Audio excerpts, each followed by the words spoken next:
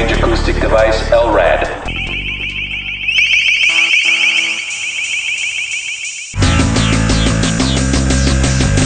One acoustic device is gaining ground daily by being law enforcement's go-to choice for crowd control scenarios and search and rescue missions. That device is LRAD. I'm Terry Shepard, and this is Digital Justice.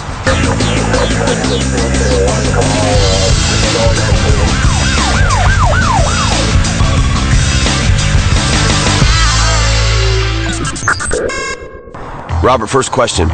What does LRAD stand for? Long-range acoustic device. Robert Putnam with LRAD Corporation gives the lowdown on this piece of popular yet contentious technology. With the long-range acoustic device systems, we're able to project voice messages and alarm tones up to distances over to 2 miles. It stays focused in a 30 to 60 degree beam, and by allowing us to do that, the people at the other end absolutely understand the instructions that are being given them, and we can give them the instructions in any language.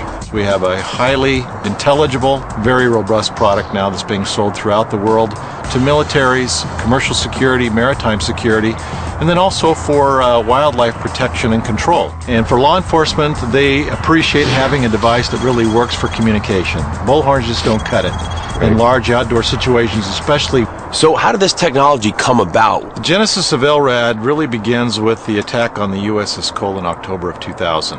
Here was a USS destroyer in a Yemeni port. They didn't know if it were fishermen or terrorists that were pulling alongside them until it was too late. They turned out to be terrorists, detonated, killed... And we know what happened. Yeah, it was bad. Killed many sailors, injured others, caused $1 billion of damage to the boat. And they had all this firepower on board, but they didn't know who these people were, so they couldn't take any action. Well, the whole point with LRAD is it fills a critical gap. How do we determine if they're friendlies or not, if they're not responding to radio calls? And when I got in front of the device, I could immediately hear its effectiveness. This is a test of the long-range acoustic device, LRAD. 1, 2, 3, 4, 5, 6, 7. All right, guys, I have to say I'm a little worried walking up here like you're going to sneak in and turn it back on. Scott, you were the operator on that one. Yes, Thank sir. you. Right off the bat, first impression, I felt like there was a dude standing right here yelling in my ear, but it was really clear. Here you have the back of the head unit where all the electronics are housed. You got the power switch you turn on. Power is activated by the control unit, which you have the on-off position. Right. This is a standard MP3 player, so you can put whatever test files or any kind of audio media on this MP3 player.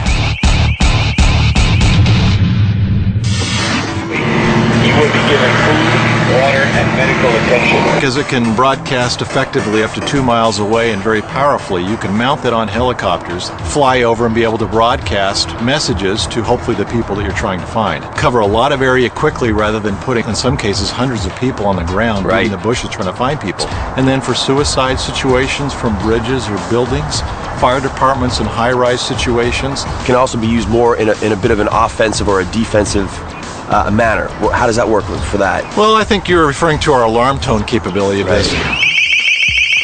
So that's what's gotten most of the interest from people out there on the other side. We really don't look at this as any kind of a weapon, non-lethal or otherwise. And though reluctant to speak on camera, law enforcement officials stand behind LRAD. The alarm tone is mostly used, especially in law enforcement applications, especially when protests get out of control or you get large crowds. And with LRAD, that fills that critical gap between bullhorns and rubber bullets. But many groups, including the ACLU, have issues with LRAD. I think LRAD has no place at public events and forums, especially ones that any free speech expression activity is too intimidating, it's too scary, and so chills speech that we want to encourage in a democracy. Are these machines causing any harmful side effects to the eardrums and the senses? Some would say it is possible that they are. So that would be considered torture. My wife had one used on her in Oakland. It was like a kind of psychological torture. Like it's in your brain and you can't think, you can't move. I'd rather be tased, shot with a rubber bullet, maced, and then kicked in the balls than have my eardrums erupted.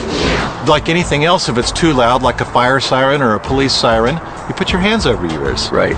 By doing that, it cuts 25 dB of sound pressure level instantly. You can still hear it, you can still understand it, but it's not going to hurt your hearing. Right. It's just a different thing to have this, magical voice being beamed at you or even bringing you down.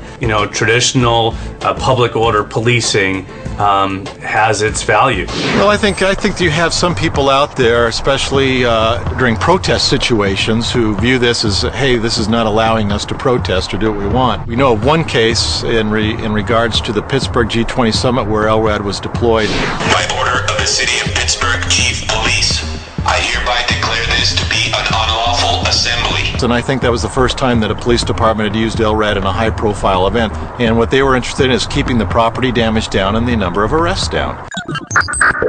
That's the bottom line of LRAD. It's the ability to use long-range, powerful, highly intelligible communication to resolve uncertain situations peacefully, to determine intent, and potentially save lives on both sides of the long-range acoustic device. The guys, that was a really actually great demo.